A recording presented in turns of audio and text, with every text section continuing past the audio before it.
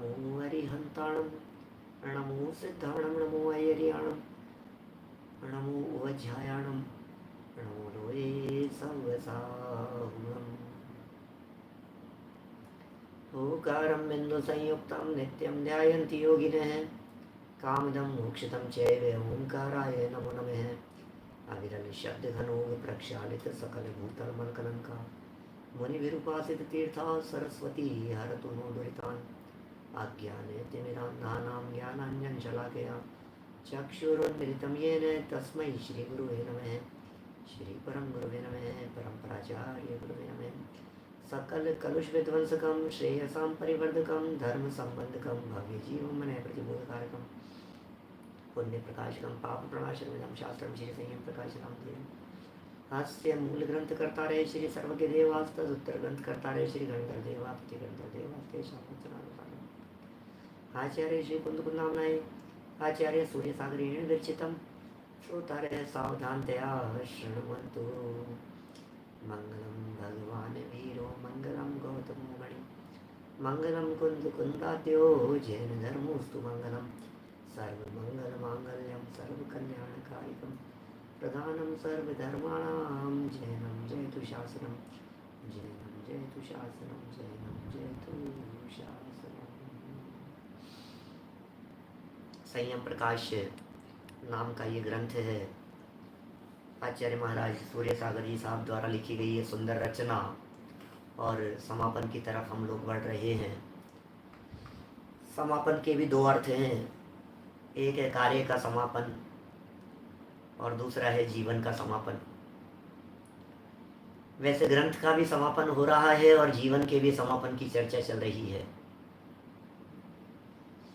माने चर्चा चल रही है जीवन का पूरा हो जाए, चर्चा चल रही है जीवन का कब अंत आ जाए हमें नहीं पता, कब शाम ढल जाए। शाम ढलने के पहले पहले, सांझ होने के पहले पहले हमें समझ जाना चाहिए। उस समझने के लिए ये सब चर्चाएं हैं। संलेखना माने समझ जाना, संलेखना, संलेखना बड़ा सुंदर शब्द है। सल लेखना, ये जो सल लेखना है ना, ये सत लेखना होगा। ये जब संलेखना होता है ना तो सत्य स्वरूप को लेखना माने देखना, सत्य स्वरूप के का बाहर में जब स्वरूप समझकर गहराई से उसका अवलंबन लिया जाता है तो उसे सत्य लेखना कह करके पुकारा जाता है, उसे संलेखना कहते हैं। सत्य वस्तु स्वरूप है, उसे देखना ही संलेखना है। ऐसा भी कह सकते हैं, आत्मा को देखे बिना, आत्मा को जाने बिना संलेखना नहीं होती। आत्मा को जाने बिना संलेखना हो नहीं सकती। इसलिए संलेखना में आत्मा को जानना ये सर्वाधिक महत्वपूर्ण है। भगवान शिव कोटि ने इस संबंध में मरण के कुछ भेद बतलाए हैं, क्योंकि चर्चा पूरी मरण की है, मौत संबंधी है। तो मरण के भेद बतलाए, मरण के नाम बतलाए, कौन कौन से जीवों का कौन कौन सा मरण होता है, ये कुछ चर्चा की। इन बातों को भी जानना जरूरी है। हम काफ़ी चर्चाएं आपके बीच में इस प्रकरण से संबंधित कर चुके हैं और जिनमें ये सब बातें घटित की गई, ये सब बातें बतलाई गई कि भाई संलेखना कौन से समय में कौन से प्रसंग में की जा सकती है, ये बराबर ध्यान रखने योग्य है। हम संलेखना तो लेने की सोच रहे हैं, लेकिन संलेखना का प्रसंग यदि हमें पता नहीं हो तो हम इस संलेखना को कब लेंगे, कब लेवे संलेखना। कौन सा प्रसंग ऐसा है जिस प्रसंग में संलेखना ली जानी चाहिए। जीवन की अंतिम स्थिति जब हो जाए, अंतिम पड़ाव जब आ जावे, ऐसी स्थिति बन जाए कि अब जीवन जीना संभव नहीं हो पा रहा है, अब जीवन नहीं जिया जा सकता है, तभी संलेखना अंगीकार करने योग्य है। तो निश्चित ही ये संलेखना का प्रकरण मरण से भी कहीं ना कहीं तो जुड़ता ही है, मौत से भी जुड़ रहा है, क्योंकि मौत के नज़दीक आने पर इसे ग्रहण किया गया है। दो तरह से सावधानियों की चर्चा भी 2 दिन पहले आपके बीच में हुई थी, एक प्रयोग संलेखना और दूसरी शीघ्र संलेखना। प्रयोग और शीघ्र 2 प्रकार से ये चर्चाएं हुई। चलिए हम उन सब चर्चाओं को रिपीट नहीं करते हुए प्रकरण को सीधा मैं आगे बढ़ाने का प्रयास करता हूँ। 700 नंबर पेज निकालिए, आज तो 7वां शतक लग रहा है ये। 700 पेज और प्रकरण है भगवान शिव कोटि आचार्य। भगवान तो सम्मान सूचक शब्द दिया है उनके लिए, आचार्य का नाम है शिव कोटि। अरे ये वे शिव कोटि हैं जिन्होंने रोजाना ही, पहले तो करोड़ों मंदिर बनाने की सोची थी शिव जी का प्रचार प्रसार करते थे। फिर उसके बाद में ये आचार्य बनने के बाद इन्होंने संकल्प लिया कि जैन बनाएंगे, लोगों को जैन बनाना शुरू किया। ये शिव कोटि आचार्य, और ये क्या लिख रहे हैं शिव कोटि आचार्य? भगवती आराधना इनका एक बहुत सुंदर और बहुत प्रसिद्ध ग्रंथ है, भगवती आराधना, शिव कोटि आचार्य का लिखा हुआ। आचार्य शिवार्य भी कहते हैं इनको, शिव कोटि की जगह आचार्य शिवार्य। इन्होंने मरण के 17 भेद बतलाए हैं, पर उनका कथन पहले मुनि धर्म में कर ही आए हैं। मुनि धर्म में पहले उनकी चर्चा हो चुकी है। मैं आपको बतला दूं, संयम प्रकाश उत्तरार्ध हम लोग यहाँ पढ़ रहे हैं, लेकिन ये संयम प्रकाश एक पूर्वार्ध भी है। मतलब इसका जो पहला आधा जो हिस्सा था वो पूर्वार्ध था। उस पूर्वार्ध में मुनि धर्म की चर्चा हुई। इस उत्तरार्ध के अंदर हम चर्चा कर रहे हैं, वो पूरी चर्चा हो रही है श्रावकों के संदर्भ में, और श्रावकों का अंतिम प्रकरण ये चल रहा है। 17 भेद बतलाए। उन 17 प्रकार के मरणों में 5 प्रकार के मरण मुख्य माने हैं, उनके नाम ये हैं। मूल गाथा देकर के उन 5 प्रकार के मरण को बतला रहे हैं। मरण के 5 प्रकार। पंडित मरणम पंडितयं बाल पंडियं चैव बाल मरणं चौथम पंचमयं बाल बालम च। बड़ा सुंदर है, देखो आप। पंडित मरणम, स्पष्ट हो गया। पंडित मरणम पहला हो गया, पंडित मरण। पंडितयम ये दूसरा हो गया, और बाल पंडितम चैव, और बाल पंडित हो गया तीसरा। 3 शब्द हो गए। पहले नंबर पर हो गया पंडित, दूसरे में ये हो गया पहला चरण। फिर गाथा के दूसरे चरण में कह दिया पंडितयम, ये पंडित मरण। फिर बाल पंडियम चैव, और क्या मानना कि बाल पंडित मरण, ये तीसरा नंबर। बाल मरणम चौथम, चौथे नंबर पर नाम दिया बाल मरण है। और पंचमम क्या है? पंचमयम बाल बालम च, और 5वां नंबर है बाल मरण। आपको मानो सम्यक दृष्टि का बाल मरण कहलाता है। तीर्थंकरों अरहंतों का पंडित मरण कहलाता है। देखिए मरण किसे कहते हैं, पहले तो ये बात समझिए। 5 की चर्चा करेंगे अभी अपन, उसके बाद में संलेखना की भी थोड़ी बहुत बात करेंगे। ये कह रहे हैं मरण तो है, देह के वियोग को मरण कहते हैं। ये मरण की व्याख्या है। शरीर और आत्मा इन दोनों के संयोग को जन्म कहते हैं। वास्तव में शरीर और आत्मा का संयोग होता नहीं है। वियोग तो होता है, संयोग नहीं होता। ध्यान दीजिएगा, कुछ तथ्य की तरफ आपका ध्यान आकर्षित कर रहा हूं। शरीर और आत्मा इन दोनों का वियोग तो होता है, संयोग नहीं होता। अब आप कहेंगे साहब कैसी बात कर रहे हो पंडित जी, शरीर और आत्मा का संयोग नहीं होता, ये बात तो कुछ जची नहीं रही है हमारे को। शरीर और आत्मा का संयोग नहीं होता का मतलब क्या है? तो सुनो इसका मतलब क्या है, मैं बतलाता हूं आपको।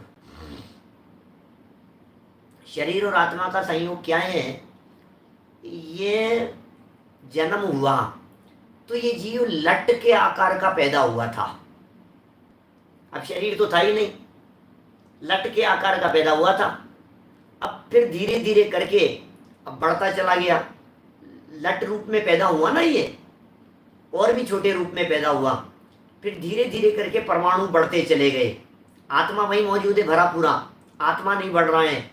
पुद्गल के परमाणु एकत्रित होते चले जा रहे हैं, फिर पुद्गल के परमाणु और बढ़ गए, फिर बढ़ते बढ़ते इतनी साइज हो गई, फिर इतनी साइज हो गई, फिर इतनी साइज हो गई, फिर इतना बड़ा हो गया, फिर इतना बड़ा हो गया, फिर गर्भ से बाहर निकल गया, फिर बड़ा बड़ा बड़ा हो, ऐसे 5 फुट का, 5.5 फुट का, 6 फीट का हो गया। अब बतलाओ, आप कह रहे हो शरीर का संयोग, संयोग किसे कहते हैं?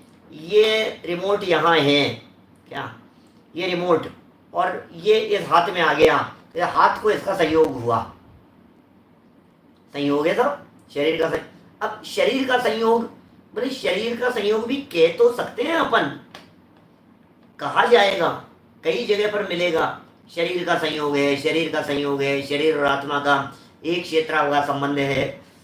जैसे संयोग हुआ है ऐसे ही शरीर का वियोग भी होगा, तो शरीर का संयोग भी हुआ है, शरीर का वियोग भी होगा, तो संयोग और वियोग दोनों हो गए शरीर के। लेकिन वियोग तो संभव है, शरीर का संयोग हुआ कहाँ, शरीर था कहाँ? इसी तरह से एक दूसरे कथन की तरफ आप लोगों का ध्यान आकर्षित करना चाहता हूं। हम कहते हैं ये जीव नया शरीर धारण करेगा, ऐसे एग्जाम्पल देते हैं, हम भी देते हैं, कभी कभी दे भी देंगे, सावधानी भी हम ही बतला रहे हैं, समझा भी हम ही रहे हैं आपको। हमें मालूम है जब हम बोलेंगे तब भी हमारे उपयोग में होगा, उस शब्द को कहते समय भी। ये है ना शरीर, भाई साहब कपड़े हैं, कपड़े, कुर्ता है, कपड़े हैं, कपड़े बदल लेते हैं तो क्या हमें तकलीफ होती है क्या, कि नहीं? तो शरीर इज जस्ट लाइक क्लोथ्स, क्या शरीर भी कपड़ों की तरह है, कपड़े बदल लिए जाते हैं, क्या कपड़े बदल गए ऐसे ही शरीर भी बदल गया। और भाषा प्रयोग करते हैं, ये भैया जब तू नार की शरीर धारण करेगा, जब ये जीव तिर्यंच का शरीर धारण करेगा, जब ये जीव तिर्यंच शरीर में चला जाता है, पूरी भाषा से ऐसा प्रतीत होता है इस शब्दावली से, जैसे हाथी का शरीर एक खोले के रूप में, एक कवच के रूप में, एक कवर के रूप में रेडीमेड तैयार है, और आत्मा उस शरीर में प्रवेश कर जाता है। ऐसा लग रहा है भाषा से। जब ये जीव शरीर धारण करेगा, जैसे वस्त्र धारण किए जाते हैं ना, जब इस जीव ने चींटी का शरीर धारण किया, जब ये जीव चींटी के शरीर में चला गया, चींटी के शरीर में चला गया, तो चींटी का शरीर तो पहले से था और ये चींटी के शरीर में चला गया। ये जीव मर करके हाथी के शरीर में गया, तो हाथी का शरीर पहले से था और ये जीव हाथी के शरीर में चला गया। कितनी बड़ी कंफ्यूजिंग वाली बातें हैं ये, और कितना एक नए व्यक्ति के लिए तो इतना ज़्यादा कंफ्यूजन क्रिएट हो जावे, ना समझ होवे, नहीं समझे तो ऐसा बोल सकते हैं, लेकिन ना समझ होगा तो भ्रमित भी हो सकता है ना वो इन सारी बातों को सुन करके। उसके दिलो दिमाग में तो कितना भ्रम खड़ा हो जाएगा, तो यही समझ लेगा कि हाँ भैया कौन सा शरीर मिलेगा, कौन सा शरीर मिलेगा हमारे को, अच्छा मैं शरीर तलाश रहा हूँ, शरीर नहीं मिला मेरे को, ऊपर से आत्मा रवाना हो गई स्वर्ग में से, यहाँ शरीर मिला नहीं, तो फिर किसके शरीर में जाएगा, किसके शरीर में जाएगा? अरे ऐसा कोई शरीर वरीर के अंदर जाता नहीं है आत्मा, आत्मा को कोई शरीर नहीं मिलता है, ऐसा कोई शरीर बनता है। ये आत्मा जब वहां जाकर के जन्म लेता है किसी स्थान पर, तो उस स्थान पर जन्म लेने के बाद में क्या, जन्म लेने के बाद डे बाय डे पुद्गल परमाणुओं का संयोग होता चला जाता है। शरीर था ही नहीं जिसका संयोग होता, संयोग होने के लिए वो वस्तु तो चाहिए। उल्लास भाई बहुत गंभीरता से विचार पूर्वक कह रहा हूं, सुनी सुनाई बात नहीं है, तर्क की कसौटी पर सच्ची प्रतीत होती है या नहीं उसका विचार करना। मरण के संदर्भ में बात कर रहा हूं आपसे। जो चीज हुई नहीं, जिसकी सत्ता ही नहीं है दुनिया में, उसका संयोग कैसे होगा? बोलो। तो संयोग तो होता है परमाणुओं का, और परमाणुओं का संयोग होते होते वो स्कंद के रूप में बढ़ते बढ़ते शरीर का रूप धारण कर लेता है। समूर्छन जैसे पैदा होते हैं ना, समूर्छन के पैदा होने में यही है, शरीर है और आकर के शरीर मतलब धीरे धीरे करके वो शरीर बढ़ता चला गया। कमल पाड़ लिया जी साहब।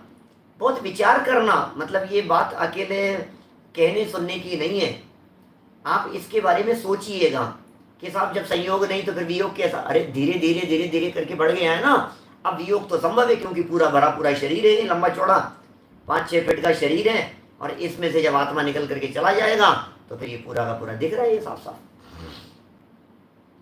शरीर पड़ा रह जाएगा, आत्मा निकल जाएगा, शरीर से आत्मा का वियोग हो जाएगा। तो कुल मिलाकर के शरीर और आत्मा, इन दोनों के संयोग का नाम जन्म कहा जाता है।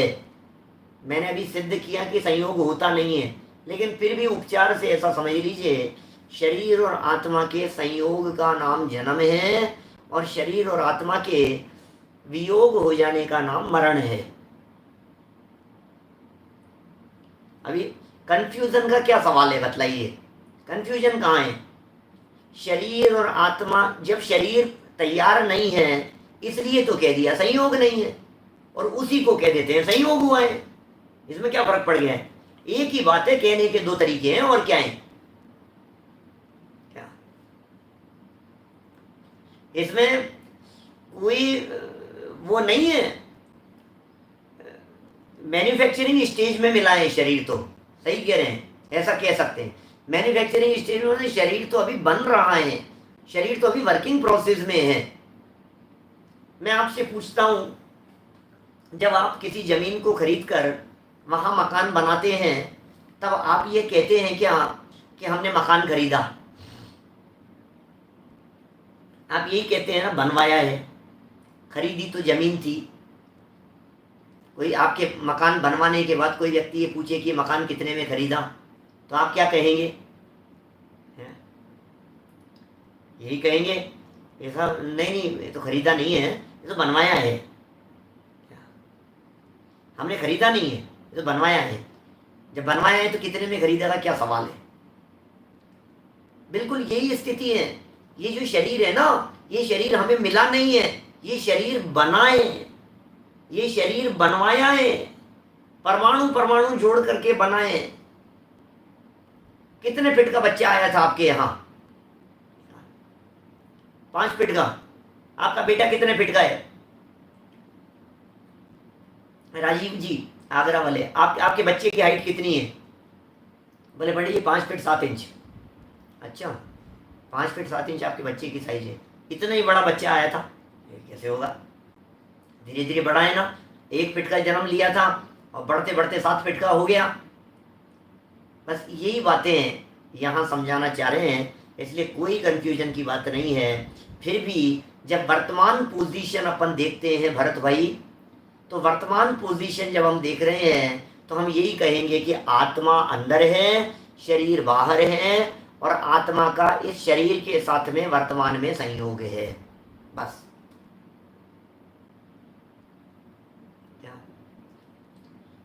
आत्मा अंदर है, शरीर बाहर है।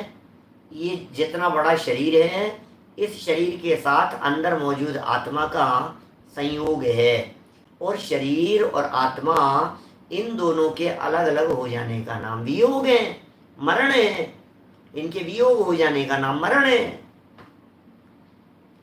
जन्म, संयोग, जन्म हो गया, वियोग मरण हो गया।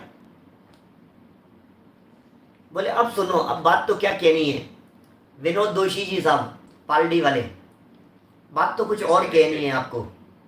बात क्या कहनी है मुझे कि ये जो आप वियोग की कह रहे हो ना, अभी वियोग भी 2 तरह का। एक वियोग को कहते हैं मरण, और दूसरे वियोग को कहते हैं समाधि मरण। एक वियोग का नाम है मरण और दूसरे वियोग का नाम है समाधि मरण। क्या फर्क है भाई साहब मरण में और समाधि मरण में? कि मरण में तो देह छूटती है और समाधि मरण में देह छूटने के पहले देह के प्रति अपनापन भी छूट जाता है। देखिए, देह छूटे और देह के प्रति अपनापन न छूटे, देह छूटे और देह के प्रति अपनापन न छूटे, उसका नाम है मरण। और देह छूटने के पहले पहले देह से अपनापन टूट जावे, उस मरण का नाम है समाधि मरण। मौत तो दोनों ही स्थितियों में है। मरण में भी वियोग है और संलेखना मरण में भी है, समाधि मरण में भी है। लेकिन देह के प्रति अपनापन टूट गया था तो समाधि मरण हो गया, और देह के प्रति अपनापन नहीं टूटा था तो फिर वो खाली मरण रह गया। अभी यदि सिर्फ वियोग को ही मरण कहा जाए तो फिर मिथ्या दृष्टि से लेकर अरिहंत भगवान तक सबकी देह छूटती है। मिथ्यात्व अवस्था से लेकर अनंत अवस्था तक उनके 5 भेद बतला दिए हैं। नाम याद कीजिए, 5 प्रकार के मरण के नाम। मरण के 5 नाम। पहला, पंडित पंडित पंडित पंडित मरण, ठीक है। दूसरा, पंडित मरण। पहला पंडित पंडित हो गया, फिर दूसरा पंडित हो गया, सिंगल रह गया। फिर पंडित के साथ में बाल जुड़ गया, बाल पंडित मरण। फिर बाल मरण और फिर बाल बाल मरण। क्या याद हुए? क्या क्या है? पंडित पंडित मरण, पंडित पंडित। पहला 17 भेद है, 17 में से सिर्फ 5 बतला रहे हैं। पंडित पंडित मरण, फिर दूसरे नंबर पर पंडित मरण, फिर बाल पंडित मरण, फिर बाल मरण, फिर बाल बाल मरण। अभी 2 शब्द इसमें मुख्य हैं, एक पंडित और एक बाल। बस इधर पंडित पंडित और पंडित है, इधर बाल बाल और बाल है, और इधर बाल पंडित है। तो इस तरह से ये 5 प्रकार हो गए। इनमें सब मोटे मोटे तौर पर सब बातें आ जाएगी। देखिए, यहाँ पढ़ करके बतलाता हूँ आपको। पहले नंबर पर अर्थ पढ़ लिया था अपन ने। प्रथम मरण पंडित पंडित है, दूसरा पंडित मरण, तीसरा बाल पंडित, चौथा बाल मरण, पांचवा बाल बाल मरण। इनका खुलासा इस प्रकार है। पहले नंबर पर पंडित पंडित मरण। पंडित पंडित की चर्चा करो भाई।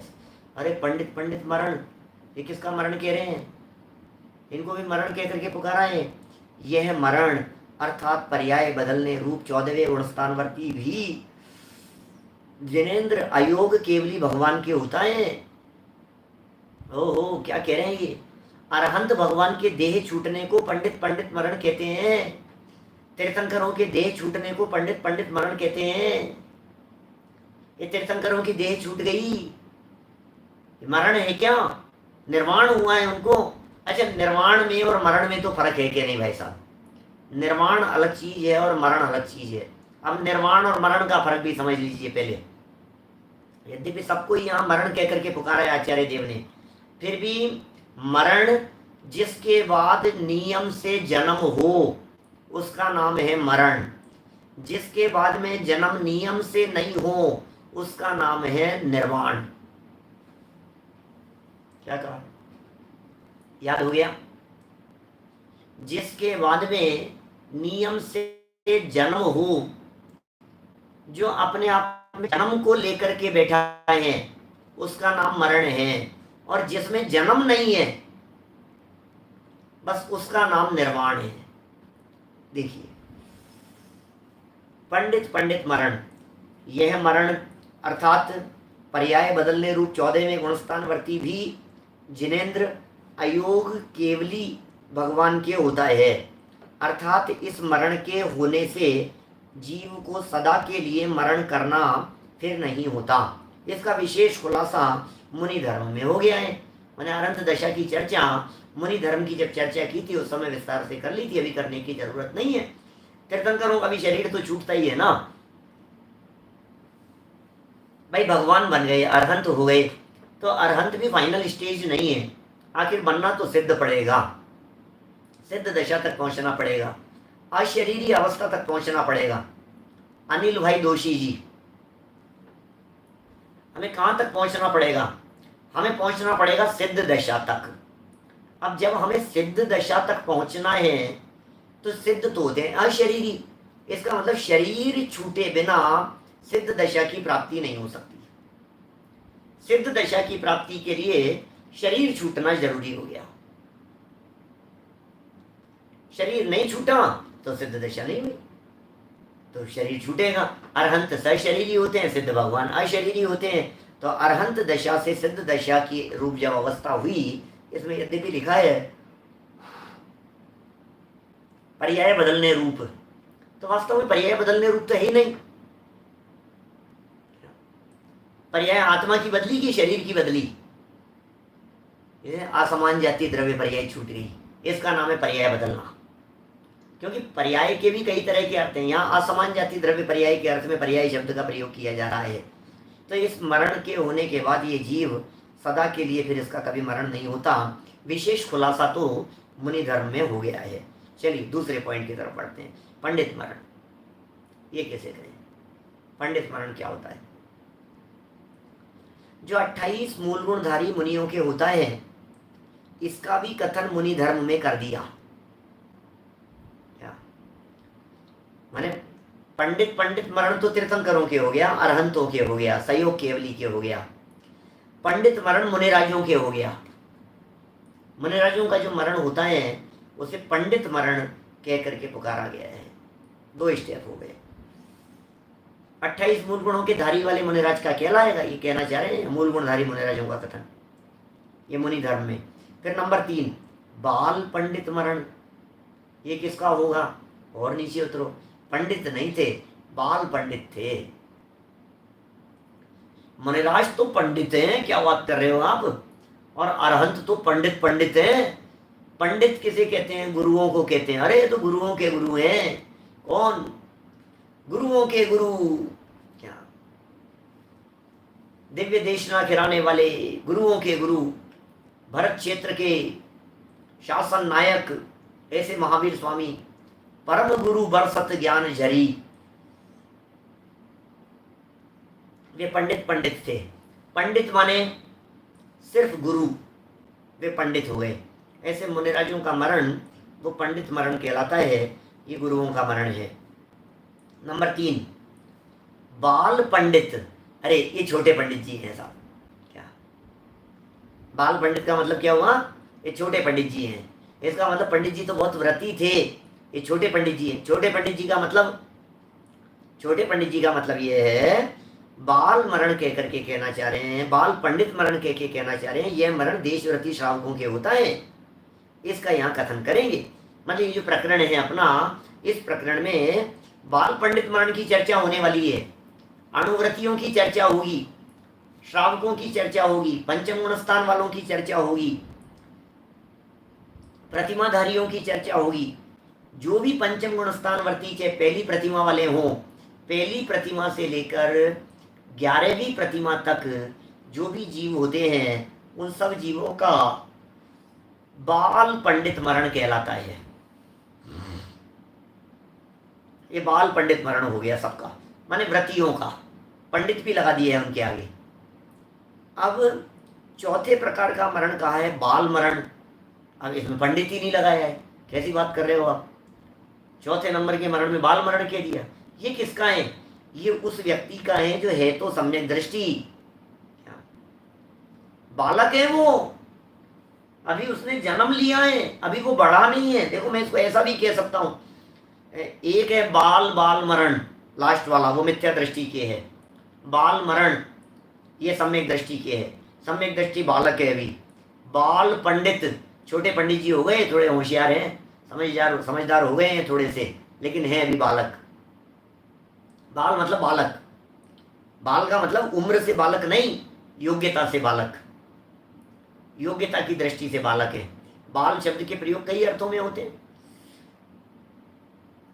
तो अविरत सम्यक दृष्टि जो है उसके मरण को बाल मरण कहकर के पुकारते हैं। यह मरण शांति से हो जावे तो कल्पवासी देव होंगे, नहीं तो भवन त्रिक में उपजे। मरण यदि बिगड़ जाए, मान लो सम्यक यदि छूट जाए अंत समय में, तो फिर ऐसे व्यक्ति का मरण होने के बाद वो भवन त्रिक में चला जाएगा। दिखता नहीं है, क्या पंडित कह करके पुकारे, क्या ज्ञानी कह करके पुकारे उसे। अविरति है, पता ही नहीं लगता है। अविरत सम्यक दृष्टि और सामान्य श्रावक, इन दोनों के बाह्य जीवन में पता ही नहीं लगता है कि क्या स्थिति है। इसलिए उसे बाल मरण कह करके पुकारा है। ये चौथे गुणस्थान वाले का हो गया। फिर 5वें नंबर पर बाल मरण किसके होता है? बाल मरण किसको कहें? बोले ये मरण मिथ्या दृष्टि जीवों के हुआ करता है। बाल मरण मिथ्या दृष्टि है, बिल्कुल ही ना समझ है। बालकों में भी बालक है। अब बालक भी तो कई तरह के होते हैं ना। एक हो गया बालक, मैं आपसे पूछता हूं, बाल पंडित कहेंगे 15 साल 16 साल के बच्चों को, ये बाल पंडित हैं, समझते हैं, प्रवचन करते हैं, होशियार हो गए हैं, ये बाल पंडित हैं। 8-10 साल के जो बच्चे हैं, 7-8 साल के बच्चे, 8 साल के, 9 साल के, 10 साल के, उनको कहेंगे बालक हैं। अब जो बाल हैं, ये बाल तो अब इनको क्या कहें, ये तो बिल्कुल ही छोटे हो गए, जिनको कुछ भी समझ नहीं है, जिनको सुसु पोटी करना भी नहीं आता है, वो बाल हैं। हमने कहा भैया बालक है, बालक है, छोड़ दो, बच्चों को सजा मत दो, बच्चों को मत कर दो, बच्चों को छोड़ दो।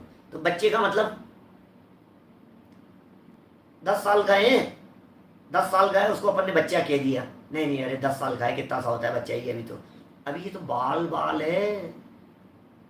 बाल का मतलब ये तो 2 महीने का है, ये तो बिस्तरों पर पड़ा हुआ है, लेटा हुआ है। ये तो 2 महीने का है, ये तो बिस्तरों पर पड़ा हुआ है, लेटा हुआ है, ये तो चलना भी नहीं जानता है, ये बाल है। ये तो खड़ा ही नहीं हुआ है अभी, ऐसा भी कह सकते हैं। अब सुनो मेरी बात, बाल वो यह है जो पड़ा हुआ ही है, जिसको खड़े होना भी नहीं आता। बाल वो है जो खड़ा हो गया है। बाल पंडित वो है जो चलने लगाए हैं। पंडित वो है जो दौड़ने लगाए हैं। और पंडित वो है जो मंजिल तक पहुंच गया है। अब सुनो 5 प्रकार, वापस सुनो, सुनना सब, 5 प्रकार वापस सुनना। बहुत मार्मिक बात कहता हूं। छोटा बच्चा, जिसे जो अभी पड़ा है, बिस्तरों में ही पड़ा हुआ है, अंगूठा चूस करके पड़ा रहने वाला बच्चा, 4-6 महीने का, 8 महीने का बच्चा, 4-6 महीने का बच्चा, ये हो गया बाल सबसे छोटा। अब खड़ा हो गया लेकिन चला नहीं, खड़ा हो गया, बोले ये है बाल। सम्यक दृष्टि खड़ा है अभी, सम्यक दृष्टि खड़ा है, मिथ्या दृष्टि पड़ा है। क्या कहा?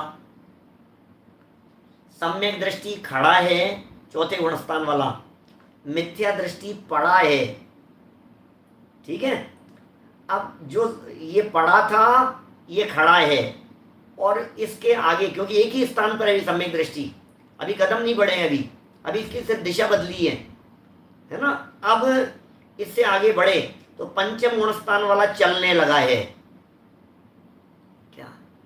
पंचम गुणस्थान वाला चलने लगा है, व्रत दिखने लगे, पांव फैलने लगे, चलता फिरता सा दिखाई देने लगा, नियम संयम उसके जीवन में आने लग गए, अवतरण लेने लग गए। पंचम गुणस्थान वर्ती, ये कहेंगे बाल पंडित हो गया। अब मुनि हो गया, अरे अब तो इसके जीवन में धर्म दौड़ रहा है, दौड़ने लगा। ये कौन हो गए? ये पंडित हो गए। अरे दौड़ रहे हैं भाई साहब, ये तो प्रौढ़ अवस्था में आ गए हैं। और पंडित बोले दौड़ते दौड़ते अब तो किनारे पर लग गए, अब क्या दौड़ना है, अब तो खत्म हो गए, अब तो पार लग गए हैं। ये वो कौन हो गए? पंडित हो गए। क्या? ठीक है ना?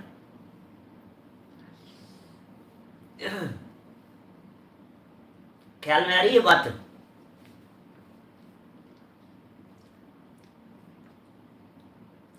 पांच हो गए। कौन सा उदाहरण दिया था संजय जी, मेरे समझ में नहीं आया आप कौन से उदाहरण की बात कर रहे हैं, है ना? चलिए खैर कोई बात नहीं। अभी तो मैं जो ये उदाहरण दे रहा हूँ ये तो दिमाग की उपज से तुरंत जन्म लिया हुआ उदाहरण है, और तो मेरे को कुछ ख्याल में नहीं आया और किसी की बात।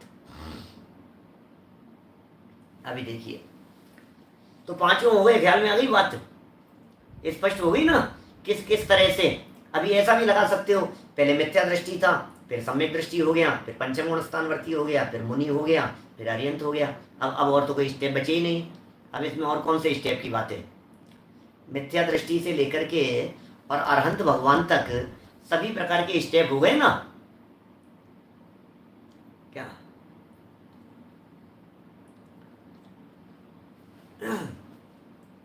एक उदाहरण ऐसा चलता है, बहुत प्राचीन उदाहरण है वो, पुराने विद्वानों से सुनाए, तुम्हारी कितनी उम्र है, तुम्हारी कितनी उम्र है ना? ये तो बहुत पुराना, कोई 25-30 साल पुराना, 40 साल पुराना, पुराने बुजुर्ग विद्वानों से कई बार इस तरह के छपे हैं। ज्ञान धारा के अंदर भी छपा है ये, एक बार ये एग्जाम्पल।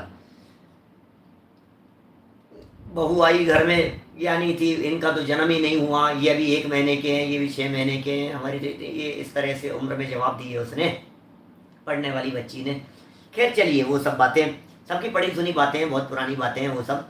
ससुर जी तो अभी पैदा ही नहीं हुए। मैंने जिस व्यक्ति ने अभी सुनना समझना शुरू नहीं किया है, जो व्यक्ति अभी जनवाणी को सुनने के लिए नहीं आया है, उस व्यक्ति की चर्चा है, वो पैदा ही नहीं हुआ है। अपनी तो यहाँ बात मरण के संदर्भ में चल रही है, और ये कह रहे हैं मिथ्या दृष्टि, फिर सम्यक दृष्टि, 5 स्टेप बना लो जी मरण के। आप 5 के अलावा छठा स्टेप बतला भी नहीं सकते हो, इसलिए स्पष्ट रीति से 5 ही कह करके पुकारे हैं यहाँ पर। मोटे मोटे तौर पर यहाँ पर 5 ही बताए हैं, छठा ख्याल में ही नहीं है। आप बता दो, या तो मिथ्या दृष्टि होगा, या सम्यक दृष्टि होगा, या पंचम गुण स्थानवर्ती होगा, या छठे सातवें गुण स्थानवर्ती, या मुनि होगा। सब मुनि एक जगह पर आ गए, और फिर आर्यंत होगा। नहीं सब 8वें गुण स्थान वाले का, 9वें गुण स्थान वाले का। अरे तुम 8वें 9वें वाले को दिखाओ तो सही, हमारे सामने ला करके कोई दिख रहा है क्या? 8वें और 9वें वाला तो दिख ही नहीं रहा है ना, क्या बोलो? माने हमें 8वें वाला नहीं दिख रहा, 10वें वाला नहीं दिख रहा, 11वें 12वें वाला नहीं दिख रहा, सबको एक से, हमें तो मुनि दिख रहे हैं। अब कौन छठे में है और कौन 12वें में और कौन 10वें में, हमें तो मुनि दिखाई दे रहे हैं। बोले मुनिराजों का जो मरण होता है उसे पंडित मरण कहते हैं, सीधी सी बात है। पंचम गुण स्थानवर्तियों का बाल पंडित हो गया, बाल और बाल बाल मरण हो गया। मैं समझता हूँ ये 5 प्रकार की जो मरण की चर्चा है, ये उपयोग में स्पष्ट हो गई होगी कि आखिर कहना क्या चाहते हैं। और इन सबके मरण का मतलब देह छूट जाना, क्या? बस देह छूट जाना। अब मिथ्या दृष्टि की जो 5वें नंबर वाला है, उसकी जब देह छूट रही थी तो वो तो तड़प रहा था, रो रहा था, उछल रहा था, मुझे बचा लो, मैं मरना नहीं चाहता, मुझे बचा लो, मैं मरना नहीं चाहता। तो ये मिथ्या दृष्टि जीव है। तो फिर सम्यक दृष्टि ज्ञानी जीव कौन है? ये थोड़ा खड़ा हो गया है, ये मर नहीं रहा है, ये खड़ा हो गया है, ये चलने लगा है, वो दौड़ने लगे हैं और वो मंजिल पर पहुंच गए हैं। 5वें नंबर का पॉइंट मैंने पढ़ा नहीं है शायद पूरा। यह मरण मिथ्या दृष्टि जीवों के हुआ करता है, यह मरण चतुर्गति के भ्रमण का कारण है। 5वां मरण चतुर्गति के भ्रमण का कारण है। इस मरण से शांति कभी भी नहीं मिल सकती, इस मरण से शांति नहीं मिलेगी कभी भी। बाल बाल मरण से मरता है, अनंत बार मरे, मिथ्या दृष्टि जीव अनंत बार मरे। मैं आपसे पूछ रहा हूं, चींटी का मरण कौन सा मरण है? मच्छर का मरण कौन सा मरण है? क्या सोचो जरा। हमने पूछा खटमल का मरण कौन सा मरण है, कॉकरोच का मरण कौन सा मरण है, मैं जानबूझ करके उन जीवों के नाम ले रहा हूँ जिन जीवों के मिथ्यात्वी होने की गारंटी है, गारंटी से वो लोग मिथ्या दृष्टि है। एक इंद्री से चार इंद्री तक के जीव तो सब मिथ्या दृष्टि होते हैं। बाल बाल बाल बाल कहलाएगा क्या? उनका मरण बाल बाल मरण कहलाएगा, उन सब जीवों का मरण, उसे बाल बाल मरण कहेंगे। अभी कह रहे हैं ये तो सब मिथ्या दृष्टि जीवों का हो गया, इसको अनंत बार बाल बाल मरण किया है। सम्यक दृष्टि भी होवे तो बाल मरण होवे, इसलिए मिथ्यात्व को छोड़ करके सम्यक दृष्टि हो, मरण सुधारने की चर्चा चल रही है ये सब। चलिए अब चर्चा किसकी करनी है इनमें से अपने को? इन 5 प्रकार के मरण में से चर्चा किसकी करनी है? मैं ऐसा भी कह सकता हूं, ध्यान देना इसमें, इनमें जो लास्ट वाला है वो तो है मरण, और शुरू के 4 हैं वो सब है समाधि मरण। या ऐसा समझिए, लास्ट वाला है मरण, बीच के 3 है समाधि मरण, और टॉप वाला है निर्वाण। एक निर्वाण हो गया, एक मरण हो गया, ठीक है, एक निर्वाण और एक मरण। अब बाकी बीच वाले जो 3 क्या हैं? बोले समाधि मरण। फर्क हो गया सब में? 5 में से ये समाधि मरण नहीं है, और इसको मरण क्या कहें तो निर्वाण है। और बाकी जो 3 हैं ये 3 नियम से समाधि मरण है। इनमें से अपन 5वें मतलब तीसरे वाले पॉइंट की चर्चा कर रहे हैं, पंचम गुणस्थानवर्ती की, क्योंकि श्रावक हो गया है, उसकी क्या पोजीशन है वो देखिए। जो 12 व्रतों के धारक हैं, ऐसे देशव्रती पाक्षिक से लेकर 11वीं प्रतिमा तक के पालक श्रावक, इनके मरण को सिद्धांत में बाल पंडित मरण कहते हैं। बोलो, पंचम गुणस्थानवर्तियों का जो मरण है उसे बाल पंडित मरण कहते हैं। पहली प्रतिमा से लेकर के 11वीं प्रतिमाधारी तक के ये जीव इसमें शामिल हो जाएंगे। इनके मरण को सिद्धांत में बाल पंडित मरण कहते हैं। उस बाल पंडित मरण का पात्र व्रती श्रावकी होता है। इस बाल पंडित मरण का जो अधिकारी होगा, जो पात्र होगा तीसरे नंबर वाले मरण का, वो व्रती श्रावकी होगा। इसलिए उनको चाहिए कि अपने आचरण को दृढ़ रखकर वे क्रम पूर्वक इसके साधन मिलाते हुए समाधि मरण के सन्मुख हो। माने प्रतिमाधारियों के लिए कह रहे हैं, व्रती श्रावकों के लिए कह रहे हैं, मारणांतिकिम सल्लेखनाम जोशिता, तत्वार सूत्र 7वें अध्याय का 22वां सूत्र है। मरण समय संन्यास धार, सावधानी रखो, सावधानी, मरण नहीं बिगड़ जाए भाई साहब, मरण नहीं बिगड़ जाए। मरण बिगड़ गया तो सब कुछ बिगड़ गया, अंत बिगड़ा तो सब कुछ बिगड़ गया। बहुत अच्छे से चल रहा था और लास्ट में जाकर के उसने सब कुछ बिगाड़ लिया तो सब खत्म हो गया। और क्या करेंगे बोलो, सब कुछ बिगाड़ लिया ना फिर उसने। अब तो उसके जीवन में कुछ बचा ही नहीं ना, बिगड़ने और नहीं बिगड़ने के लेवल पर सब कुछ ही खत्म कर लिया। तो ये कह रहे हैं क्रम पूर्वक साधन मिलाते हुए समाधि मरण के सन्मुख ये व्रती जीव होता है। आचरण को दृढ़ रखता है, मजबूती रखता है, परिणामों में शिथिलता नहीं आने देता। भावना बाता है कि मेरे परिणाम बिगड़ नहीं जावे, मेरे परिणाम न बिगड़ जावे, ऐसी भावना वो सदा काल भाते रहता है। पढ़े आगे 701 नंबर पेज पर भगवान उमा स्वामी तत्वार सूत्र में कहते हैं, 7वें अध्याय का 22वां सूत्र, बड़ा सुंदर सूत्र है। सल्लेखना के संदर्भ में, सल्लेखना सत लेखना जैसा पहले अर्थ किया था मैंने, सम्यक प्रकार से उस बात को समझना, वो सल्लेखना कहलाएगा।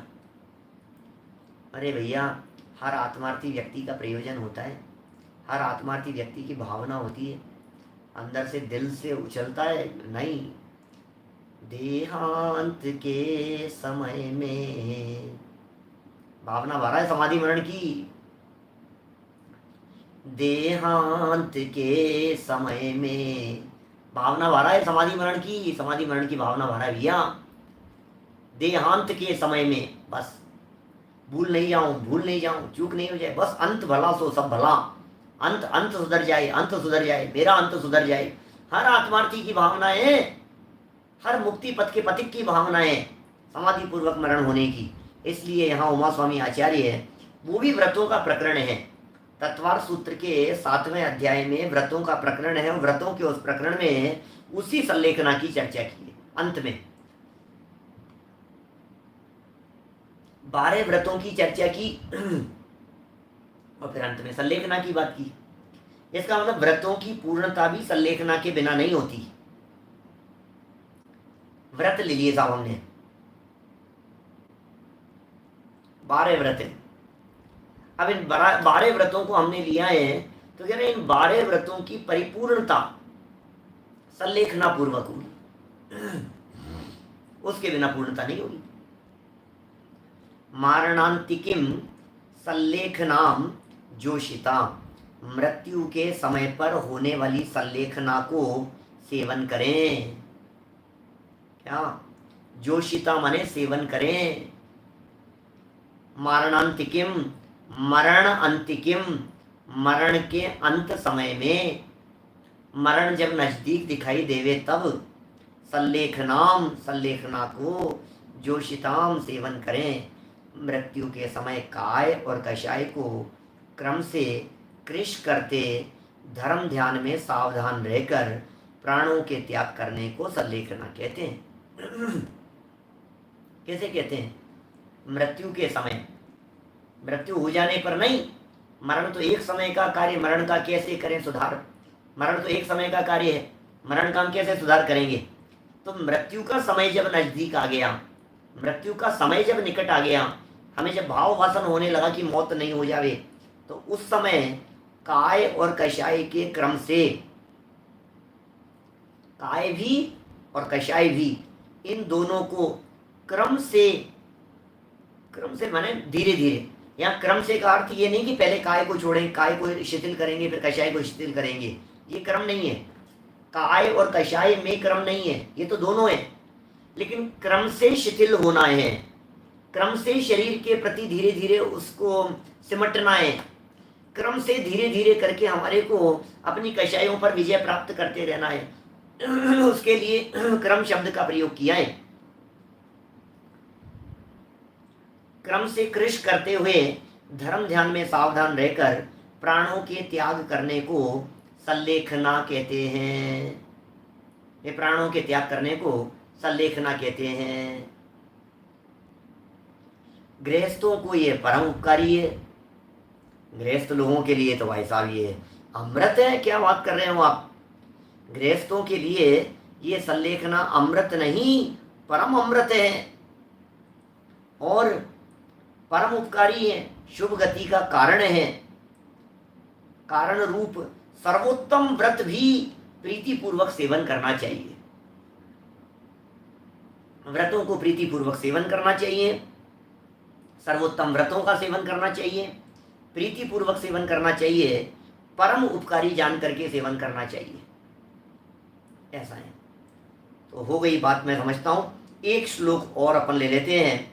भगवान समंत भद्र स्वामी कहते हैं, रत्नकरण श्रावकाचार्य का 122 नंबर का श्लोक है। रत्नकरण श्रावकाचार्य का, उपसर्गे दुर्भिक्षे जरि से रुजायाम च निःप्रतीकारे धर्माय तनु विमोचन माहु संलेखनामार्यः। रत्नकरण श्रावकाचार्य का 122 नंबर श्लोक। उपसर्ग कहिए अग्नि। उपसर्ग किस किस को कहें? उपसर्गे। उपसर्ग में क्या क्या है? अग्नि, जल, वायु आदि की आपत्ति आ जाने पर, आपत्ति आ गई भाई साहब, अचानक अग्नि आ गई, अचानक पानी में बहने का प्रसंग बन गया, अचानक हवा उड़ा करके ले जा रही है, ऐसी आपत्ति आ गई। दुष्काल के पड़ने पर अचानक खोटा काल पड़ आ गया है, दुष्काल के पड़ने पर, बुढ़ापा होने पर, बुढ़ापा आ गया है, या असाध्य रोग हो जाने पर। कितनी बातें हो गई। जब लो न रोग जरा गए तब लो झटित निज हित करो। अरे रोग और बुढ़ापा दोनों बहुत खतरनाक हैं। बुढ़ापा अपने आप में एक रोग है, और बीमारी ने आकर के ग्रसित कर लिया तो जवान व्यक्ति भी अपने आप को बूढ़ा बूढ़ा समझने लगता है, वृद्ध समझने लगता है। तो बुढ़ापा होने पर, असाध्य रोग हो जाने पर यदि साधन न होंगे तो अपने आत्मिक धर्म की रक्षा के लिए शरीर का त्याग करना। हो साधन नहीं है, मान लीजिए असाध्य रोग हो गए हैं और साधन नहीं दिख रहा है। असाध्य रोग हो गया है और हमें कोई लग नहीं रहा है कि मैं क्या साधन करूं, हमें कोई उपाय नहीं सूझ रहा है। तो आत्मिक धर्म की रक्षा के लिए शरीर का त्याग कर देना, सो संलेखना है। रक्षा आत्म धर्म की करनी है, रक्षा आत्मा की करनी है, रक्षा अपने परिणामों की करनी है, रक्षा विशुद्धता की करनी है अंदर में। उसकी रक्षा करने की प्रेरणा दे रहे हैं यहाँ। तो धर्म की रक्षा के लिए शरीर का त्याग करना। कौन से धर्म की रक्षा के लिए है? बोलो क्या कह रहे हैं? कौन से धर्म की रक्षा के लिए? ये बात बताओ मुझे। बोले आत्म धर्म की रक्षा के लिए। बोले ये कौन सा धर्म है? आत्म धर्म कौन सा है? आत्मिक धर्म कौन सा है? ये असली धर्म है, करने योग्य। आत्म धर्म ही धर्म है, शेष सभी अधर्म, शेष सभी कुधर्म। इसलिए अपने आत्मिक धर्म की रक्षा के लिए शरीर का त्याग कर देना, शरीर को छोड़ देना, सो संलेखना कही गई है। इस तरह हमने यहाँ संलेखना के संदर्भ में थोड़ी बहुत बातें आपके बीच में की है। संलेखना आत्मघात नहीं है। कल इस चर्चा को हम मुंबई में आगे बढ़ाएंगे। जवेरी बाजार सीमंदर जनालय में जो लोग मुंबई के आसपास रहते हों वे लाभ लेने के लिए वहाँ पधार सकते हैं। मुझसे आग्रह नहीं करें कहीं भी इधर उधर जाने का, है ना। बस पधारें, लाभ लेवें। सायंकालीन प्रवचन कल शाम को मुंबई में होगा और परसों सुबह से भारतीय विद्या भवन चौपाटी पर होगा। चौपाटी पर भारतीय विद्या भवन है, बड़ा हॉल है, ऑडिटोरियम सब जानते हैं मुंबई के लोग, वहाँ होगा। और शाम का रोजाना श्रीमंदिर जिनालय मुंबई जवेरी बाजार में होगा। और सुबह का जो समय रहेगा परसों से भी, कल तो वही टाइम है, लगभग 9:30 हो ही जाते हैं, लगभग आप यही मान करके चलिए 9:30 बजे होगा। एक और विशेष सूचना, रत्नकरण श्रावकाचार्य की सूचना मैंने आपको नहीं दी। ये ग्रंथ अपना संपन्न होने जा रहा है। हम थोड़े समय बाद, पूरा सितंबर महीना निकल जाने के बाद, क्योंकि सितंबर तो आधा तो 10 लक्षण में ही निकल जाएगा, पूरा निकल जाने के बाद अक्टूबर महीने में हम डेट नक्की करके कोई भी, उस समय हम फिर रत्नकरण श्रावकाचार्य नामक ग्रंथ चलाने वाले हैं। सदा सुखदास जी की टीका है, रत्नकरण श्रावकाचार्य ग्रंथ है, बड़ा अद्भुत अनमोल ग्रंथ है। और इसलिए मैं ये कहना चाहता हूँ आप सभी लोगों से, सभी साधर्मियों से भी ये बात कहना चाहता हूँ कि आप रत्नकरण श्रावकाचार्य ग्रंथ जिनके पास में नहीं होवे, हमारे 99900747 नंबर पर 99907475 इस नंबर के ऊपर आप हमें मैसेज करें, सिर्फ व्हाट्सअप करें, कॉल नहीं करें, तो आपके पास में घर बैठे वो ग्रंथ पहुंचा दिया जाएगा। उसकी व्यवस्था हो रही है, छप करके आ गए हैं ग्रंथ, धीरे धीरे आ रहे हैं, वो सब आपके पास में भिजवा दिए जाएंगे। अभी रात को 10 बजे जो पारस टीवी पर जो चल रहा है वो तो अद्भुत ग्रंथ है, क्षत्र चूड़ामणि ग्रंथ जो अद्भुत ग्रंथ है वो तो चल ही रहा है भाई साहब। वो तो लाभ आप लोग लेते ही होंगे, और आप लोग तो रोजाना जुड़ने वाले लोग हैं, बाकी हजारों लाखों लोग रोजाना उस पर पारस पर लाभ ले रहे हैं, वो भी चलता है वहाँ। जावाणी के ज्ञान ते तुझे लोकालोक, सोवाणी मस्तक नमो सदा दे तुम।